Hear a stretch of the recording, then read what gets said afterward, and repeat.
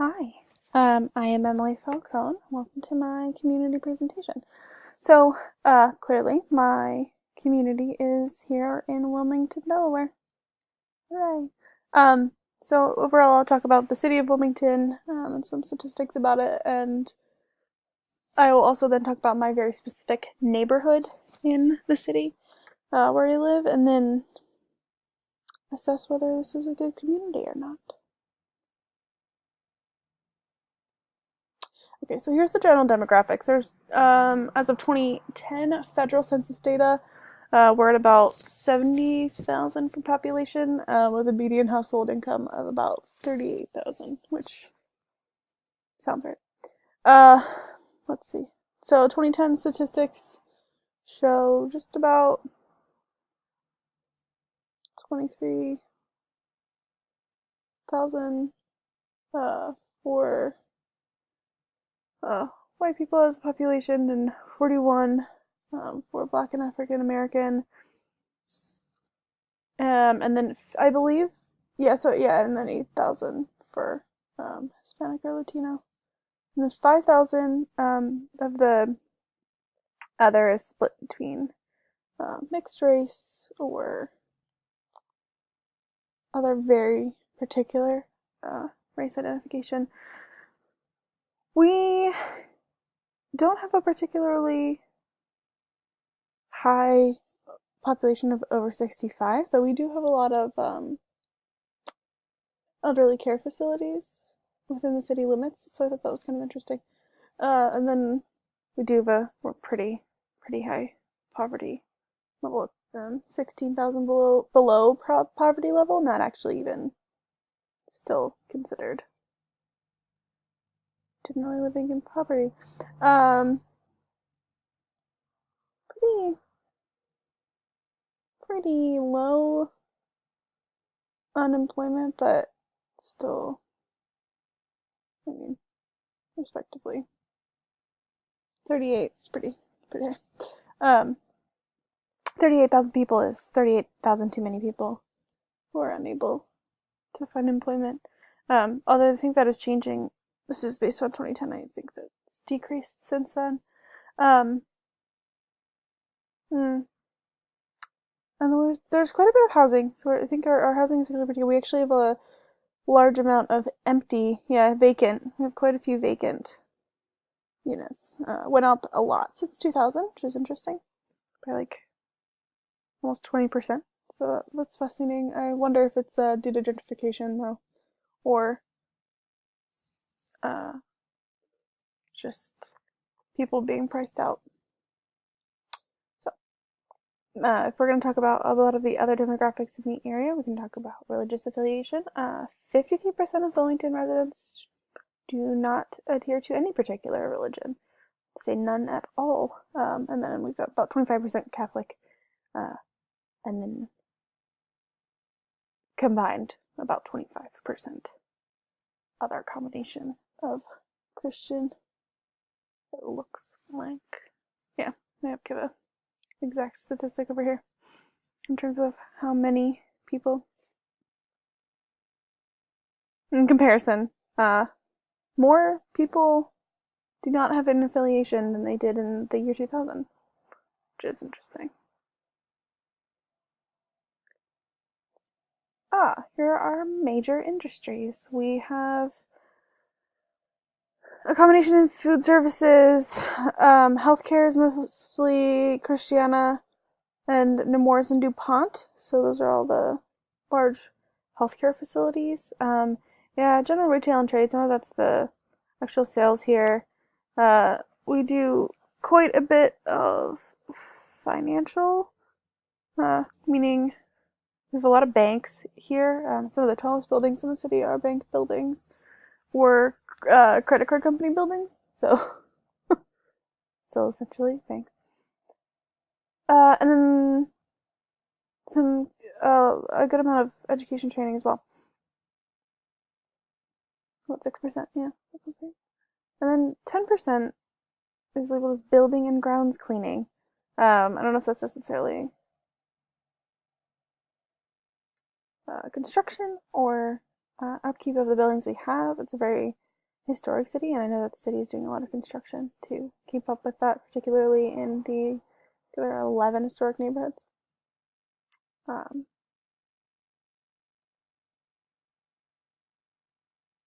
but I think for the most part, this is a general outlay of how most cities work. I don't have a particular one industry that's really booming over another one, either companies or general industry either. So we are known as Murder City, USA. So murder is relatively high. It has changed in some senses. It's been lightened up since that was declared a few years ago. So things have slightly gone down. See, in 2017 or 2017, I'm sorry, 2014, 2015, it's about 27 per 100,000. So it's a relatively high rate. It's unfortunate. This is based on city data, which is everything's on one page. That's crazy. I could say that crime is probably one of our biggest concerns as a city for our general safety. You can see our assaults are up there as well. So, education. So here's our education. About 83% of the population of Wilmington have at least graduated from high school. 25% have bachelor's degrees, and 11 have more than that. I'm not sure why unemployment is labeled under education, but it is. So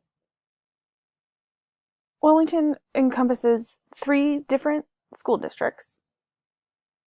Each of them is a little different about who has what in them. So Christina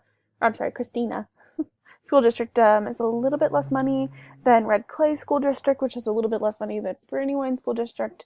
But each of them has an inner city elementary, and then each of their high schools are a little bit out of downtown. But as someone who actually works in some of those school districts, they're still pretty successful, at least in their elementary and middle school. And their high schools, don't get me wrong, it's a struggle, but we do our best to have at least, as you see, 80% of our students graduate. Here's a map. This is what all of Wilmington looks like. So as you can see, like, it's a pretty. So here's the riverfront. So there's a bit of industry right in here. And then, so this is Center City. Right. And then it goes out all the way, let me see, to Delaware River. We have a whole bunch of area around that's considered Wilmington, even if it's not the city of Wilmington. So a lot of people will say, oh, I live in Wilmington, but they sort of live in one of these outer neighborhoods, but don't really always consider themselves as much of downtown Wilmington as, like, Trinity vicinity would be, for instance. And then here's my actual neighborhood. It's the Cool Spring neighborhood. This is just a picture of, like, part of it. I don't think my house is actually, no, it's not in these pictures. But this is sort of the general idea. So we've got Cool Spring Reservoir and Cool Spring Park. They're sort of attached to each other with this, like, steps down to it. And then there's a few other parks and stuff. So it's in this neighborhood. So what's particular to this neighborhood as opposed to the city, as we have quite a few parks and playgrounds. I know at least people on, like, the couple of blocks surrounding me created a Facebook neighborhood association. I don't think that it's a formal association. At least I have been informed by my neighbors that it's not. In the Cool Spring Park, there is a farmer's market during the summer months. So I think actually in a couple of weeks it'll open back up, which is exciting. Right up the street is the Children's Theater, which is actually one of the very first buildings in the city of Wilmington to be designed by a woman. So that's cool. And we're close to other stuff too. So is this a good community? I'm going to say yes. Based on the article, for the most part, yes. If you have income to make it, totally is possible to live very successfully here. Like I said, I think we're just coming to a little bit of gentrification, and that definitely is having its effects. But I also live in a particular neighborhood where that has happened. It's still merger cities, so it's like the one big thing that stands out in based on the article about what is a good community is that safety thing. That safety piece is, I think, on a day-by-day basis, most of us feel pretty safe, but it's still pretty crime heavy. Otherwise, yeah, we definitely have access to goods and services. I don't. There's not necessarily one particular purpose for most of the people here. I think it's very mixed. But it's a generally harmonious community for the particular neighborhood I live in. So I consider it good. I'm curious on other people's thoughts about if safety really changes, that being like a super important piece to being in a good community.